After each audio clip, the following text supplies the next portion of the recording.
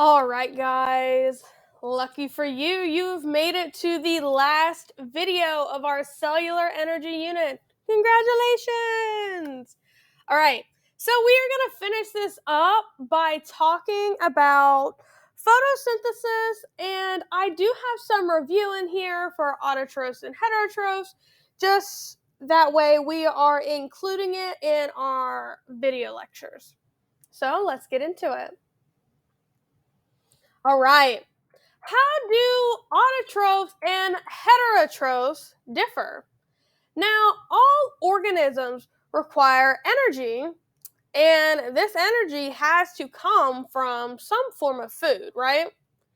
So, autotrophs can make their own food from sunlight, while heterotrophs need to consume other organisms for food. Your autotrophs are going to be your plants that you see outside. Obviously, you don't see a tree picking up its roots and walking around to go eat a bird because that'd be horrifying because it's stuck in one place. So, autotrophs make their own food using sunlight. While heterotrophs, you and I would be an example of a heterotroph. We have to go out and consume other organisms for our food, whether that be fruits, vegetables, meats, all that kind of stuff. We can't produce on our own. So we have to go out and we have to get this for ourselves to be able to make the energy that comes from that food. Now, autotrophs require 4 resources to be able to convert light energy into chemical energy through the process of photosynthesis. Sunlight is where it all starts. This process cannot begin without the presence of sunlight. We also need carbon dioxide. Carbon dioxide comes from, as humans, we breathe in oxygen and we expel carbon dioxide. And that's part of the carbon dioxide that our plants will use in the process of photosynthesis. We also need water. If these plants are dry as a bone, they can't possibly be expected to just make energy or food for themselves without being properly hydrated. They also need chlorophyll, which, if you don't quite recall what that is just yet, we are going to get into it later. But those are going to be our 4 main resources that are required to convert light energy into chemical energy in photosynthesis. So here we can see kind of what's happening here. So you see we have our sunlight here that's going to be shining down on the leaf. The leaf is going to bring in carbon dioxide as a reactant, but is going to release oxygen as a byproduct. So as we help give plants carbon dioxide to do their jobs, plants give us oxygen to help us to breathe better. And water is going to come up from the bottom of the plant through the roots. Now, here is your equation for photosynthesis. Now, if you remember with our cellular respiration lecture, this equation looks quite familiar because if you can recall, our cellular respiration and our photosynthesis equation have the same elements to it, just our inputs and our outputs are switched. So if we turn this arrow around to where it was pointing this way, we'd have the equation for cellular respiration. But instead, since our arrow is pointed towards the right, we have the equation for photosynthesis because we're going to need that carbon dioxide, the water, the light, and that's going to help us produce our glucose and oxygen, the glucose for the plants to use as food and the oxygen that they release for us. Now, what does a chloroplast look like?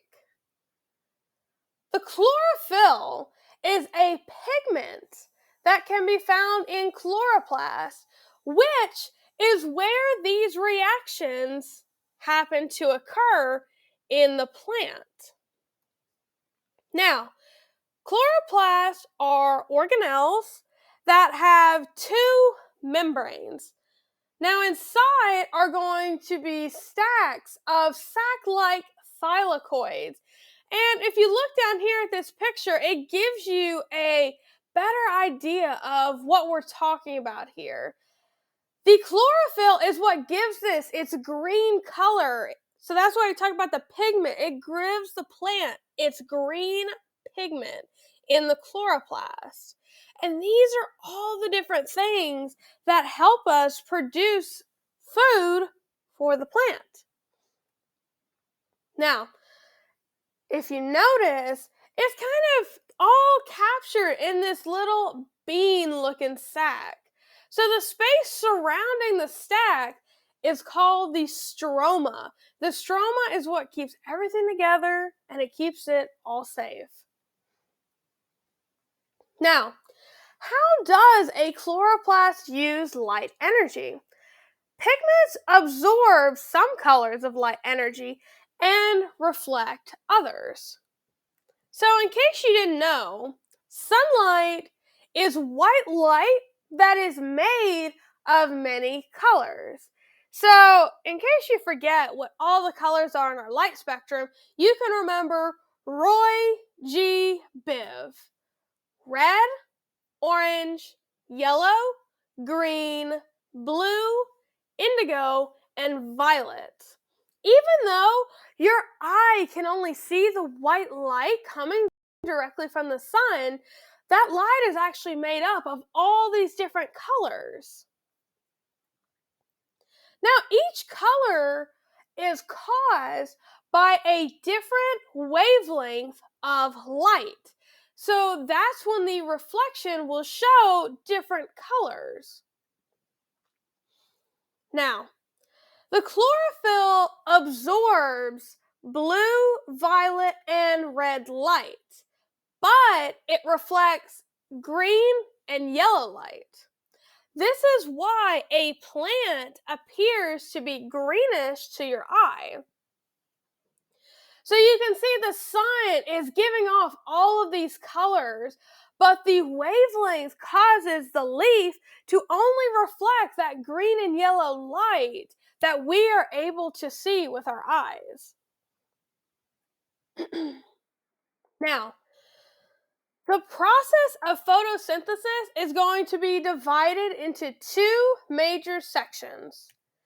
We have light reactions and we have dark reactions. And another term that we use for dark reactions is called the Calvin cycle. Now, these are also known as light-dependent reactions and light-independent reactions. It all means the same thing. It's just different terms that we use. Now, when light energy is absorbed by the chlorophyll, it adds energy to the electrons. So these high energy electrons are transported between the light reactions and the dark reactions on a transport molecule known as NADP+. This is in your vocabulary, so you should already know what this is by this point. Now, this is not the end of the video. This is just a summary of what we've talked about so far. So we know that autotrophs, because they're plants, will use light energy to create sugars for food. The light energy is going to be absorbed by pigments like chlorophyll found within chloroplasts to excite electrons for the use of chemical reactions. All right, so let's just dig into photosynthesis here. So for simplicity, let's break the word down, because I'm always telling you guys, if you can break down these big fancy words in science, you can figure out what they mean. So let's look at photosynthesis in two stages. The first part of the word is photo. Photo just means light, which, if you think about it, photosynthesis is light energy used to create food, so that makes sense, right? And then you have synthesis as the second part of the word. So this is making a product, and in this case, our product is sugar. So this is essentially what happens in the light and dark reaction. The light reactions will take in light and dark reactions to make the sugar. So as long as you can remember what these parts mean, you can break down and figure out what this word means and how it applies to what we're studying. Now, let's talk about light reactions first. So, photo, part of photosynthesis, that means light, is the location. So the light reactions will take place in the thylakoids. So if you remember back to our picture earlier, our thylakoids were found in the stroma, and they were the little pancake stacks that are found in the plant. Now, here's how the steps work. And if you notice down here, that's another picture of our thylakoids in case you forgot what this looks like. Now, the light energy will hit the chlorophyll, and it adds energy to electrons, which are stored as ATP.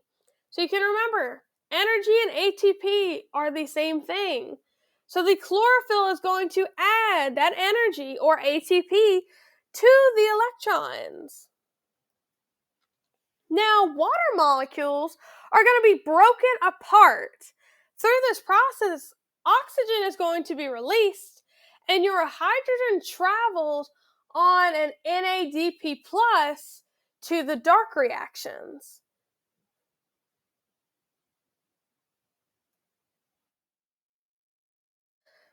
Just an overview, light energy hits the chlorophyll and adds energy to electrons, which are stored as ATP. And the details, straightforward, is that just the sunlight excites the electrons. They get excited, they have all this energy they want to use, which move them through various molecules, and they release energy as they go. Think about it as like a kindergarten classroom. Now, everybody's quiet, they're working, which is fantastic. But if one kid gets up and is all riled up, it's like a chain reaction. Everybody gets excited, and that energy goes everywhere. So think about that first kid. It's excited, it's running around, and it's just passing that energy on to other molecules. And that's what's happening here. When the electron is excited, when it's moving through the various molecules, it's releasing energy everywhere they go. So this is called the electron transport chain. Now, as energy is given off by the electrons, it is stored as ATP. We're storing that extra ATP so the plant still has cells and still has energy within their cells to be able to produce food for themselves. Now, water molecules are broken apart and oxygen is released. So our hydrogen travels on NADP plus to the dark reactions. So let's break that down too. Now, the light energy also splits water molecules in a process called, can you guess? Photolysis. So photolysis has this fancy, crazy equation that we've never seen before. But if you remember your elements, you can break this down. So we know that this is water. So our water is going to be our reactant, because it's to the left of the arrow. So now let's move to the right on our product side. We've got 4H, which are 4 hydrogen, plus our 4E, minus. We have not seen this before. The E minus stands for electrons. So we're showing electrons here in our product side. And we also have oxygen. Now, these electrons from the water molecules will replace the electrons that excitedly left to go to the electron transport chain.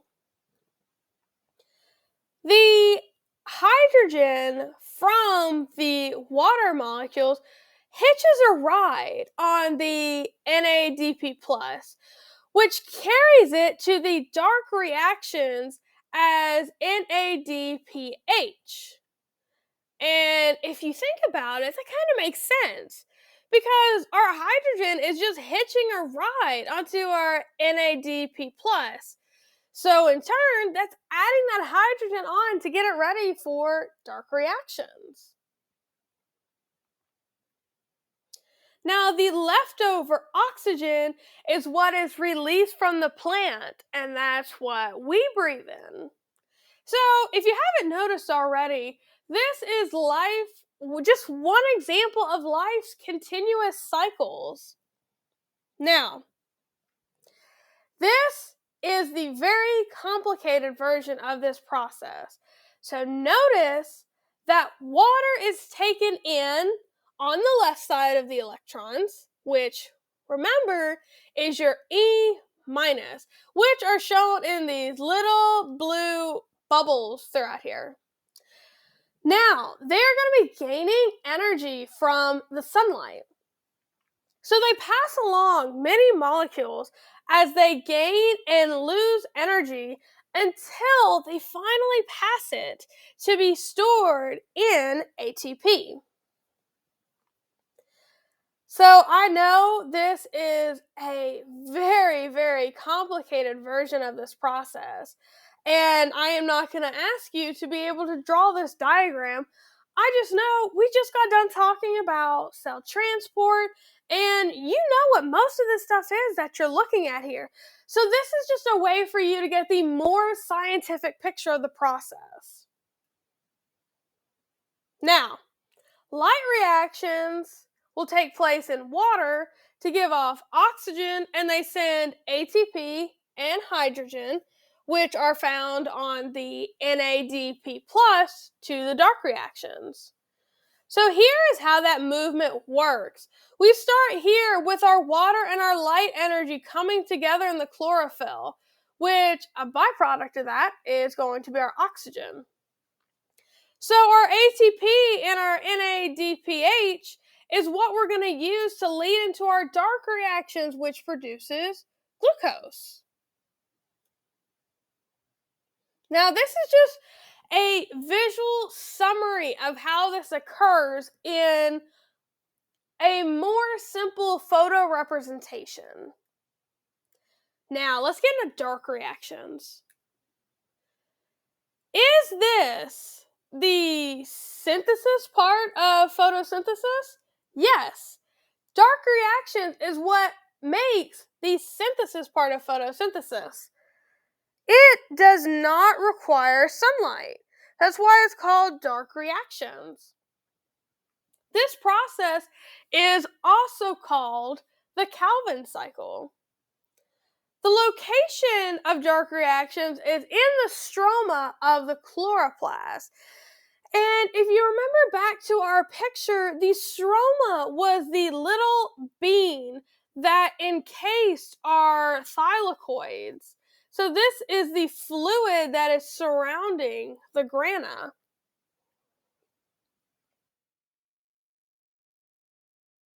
Now here's our overview of dark reactions. I'm sorry, my computer spazzed out there for a second. Carbon dioxide is going to be taken in and changed into sugar. Now, this carbon is usable for living things. So let's break that down like we've been breaking down other elements. So carbon dioxide is taken in and changed into sugar. So your carbon dioxide your ATP, and your NADPH from your light reactions are going to enter the Calvin cycle. So, through a series of reactions, the carbon dioxide is transformed into a 6-carbon compound known as glucose, which is nothing more than our simple sugar.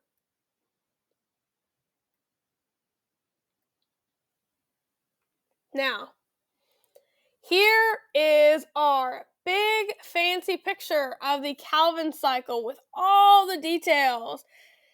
You can see all these different metabolic pathways, all our phosphates. But oh my goodness, that is completely and totally overwhelming, right? This is kind of like the other picture I showed you with light reactions. This is just a fancy picture. But as long as you know that through the process of light reactions, we get our Calvin cycle, which makes glucose. That is literally the process of carbon dioxide turning into glucose with all these fancy scientific things happening. But guess what? You are very lucky. You do not have to know all these parts. I just wanted to let you know that it's not just as simple as carbon dioxide turning into glucose. There's so much more that goes into it. Now, I hope you enjoyed our light and dark reactions because congratulations! You have finished the last video for Unit 5 Cellular Energy. I am so proud of you guys. I hope you've enjoyed this. I will keep you guys posted on other stuff you need to be doing, but I am very proud of you for making it through all 3 of these videos. I feel like you guys have learned so much about cellular energy, and I look forward to our next unit, guys.